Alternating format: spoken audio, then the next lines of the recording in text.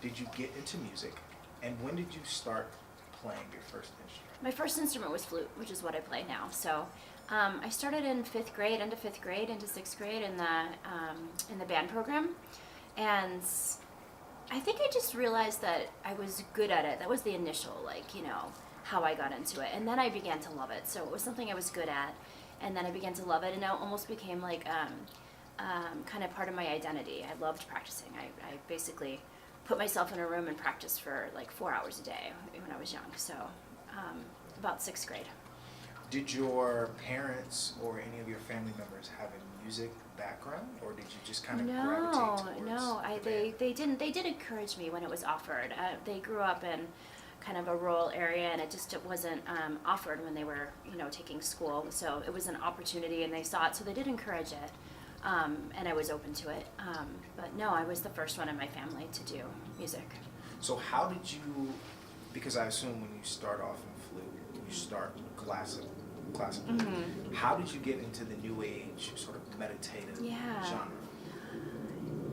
Partly by accident. I was at this convention, the National Flute Association convention, and they had a little table of Native American flutes, and it's like this football-sized field of just instruments everywhere, but most of them were classical instruments, and I picked up one, and it was just so soothing and healing, and that was my first journey into just creating music off the page, and that ended up being very calming and more for the new age genre, and that was one of many. So I realized by accident that by picking up a flute that was like a voicing that was kind of Native American but new age and worlds, that I really loved that sound, that instrument, and being part of the creative process.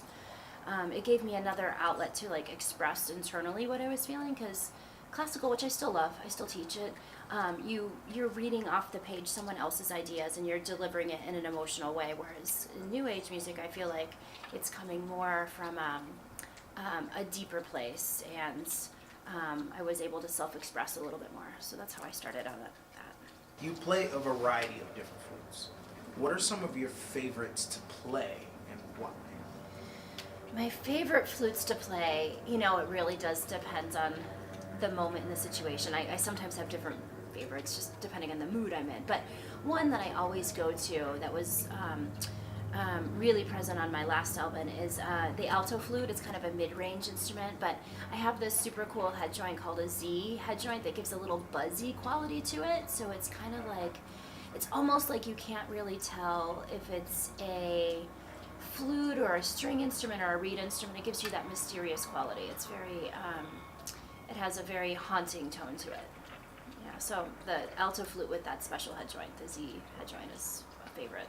So going back to teacher real quickly, so you're a teacher. How did you get into teaching music? How did I get into teaching music? That is, I started right after college, and I found that I really enjoy teaching. I like performing and playing my flutes, but passing it on to the next generation is something that I really enjoy. So I started just as a need, really. I went to this, very good school, and they taught us lots of great information on how to perform and knowledge of music, but not a whole lot on how to make a living at it. So I found myself in a situation where, okay, I'm done with school, I love music, how am I going to actually live in the world? And so at first it was a practical thing, teaching was, it became a need. You need to eat, you need to actually, provide for yourself. But I'm fortunate that I really love teaching as well. It's a passion of mine. So currently I have 36 students, and they range in age from 5 to 90. And I love that. I love seeing the students and being able to pass along and work with them and their individual pursuits. It's just something that I really enjoy doing. So I'm fortunate to love teaching as well. I don't think that everyone that comes out of a music conservatory loves teaching, and so I'm grateful that I like that. Yeah. What is one piece of advice that you would give your students to be great players? That's a great question.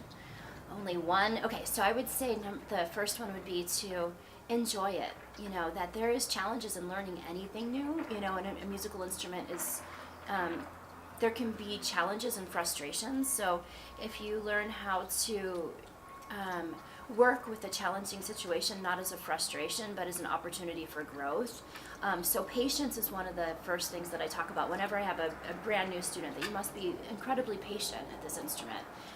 Because you're going to have ups and downs, and if you are just worried about not getting the thing at the moment, you're not going to enjoy the process, and that defeats the whole purpose. Because to me, not all the students that I teach are going to go on to do music as a profession.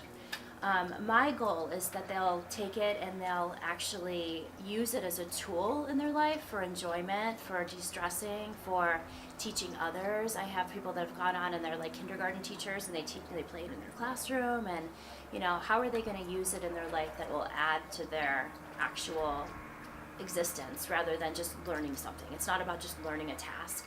It's about learning something, enjoying the process, and being able to enjoy it enough that you'll want to continue beyond, just doing it in your school program where it's kind of in there, or your parents encouraging you to do it. So, patience and enjoying the process.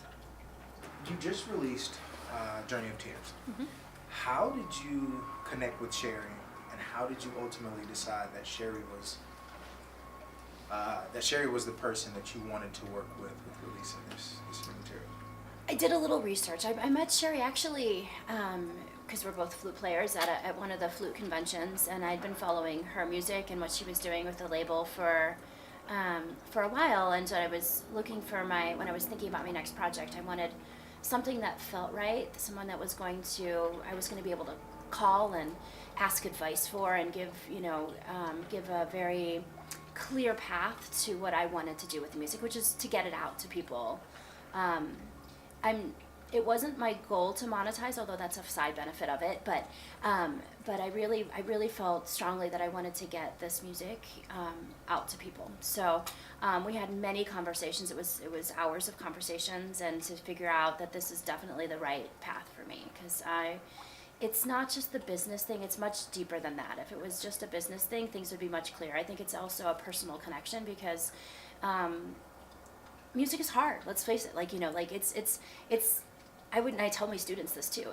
If you're just trying to make money, there's other ways to do it, but if it's a kind of a calling, you want to find someone that you connect with just as much as you want to find a channel that will bring it to your end goal. So it's personal and practical, and a good package combination. And that was over a year ago. It happened really fast. I think I talked to her once I decided. I was in the studio, and she gave me great clear advice to kind of deliver what I wanted to. And I was in the studio recording about a month after I decided that, and released within 6 months. So it happened quick, and it was great, and I don't regret it. It was a very good connection, and still is. Where do you go to get your inspiration, and how does that inspiration translate from idea to you playing? Wow, that's a great question, a hard question. I think inspiration comes from a lot of different sources. My students are an inspiration, my young students. I learn from everywhere. And then my past teachers, everything. It's kind of a combination experience, and listening to music, and really my flutes themselves. So I'm talking about the creation process. I try to not start with an idea. I try to start with the sounds, a simple note, and build from there. So I don't think it out too much. I try to let the song emerge, and that's very inspiring. And if I'm in the right state of mind, which is, a clear head, and able to channel the emotions that I'm speaking inside into the music, then there's greatness, and it's an experimentation process. I've told people before, words are not really my medium. I was actually a very quiet kid, so music was an actual source of communication. So that's an inspiration, is communicating the words and ideas and thoughts and emotions that are inside into an external thing that can then be saved. And the cool thing is then other people can listen to it, and they can have their own unique experience to it, and that's super cool. I was recently playing at a nursing home, my grandmother's nursing home, and I had the privilege of playing in the Alzheimer's unit. And I was able to see very, very clearly that this music was touching people on a level they could connect to it, they can relate to it, even if their memories were gone. It called to them. It was like this. It's deeper. It's beyond words. It calls up a response that gave them an emotional release that they kind of needed. So inspiration is everywhere. You just look around, and that's going to be unique in the moment. It's constantly changing.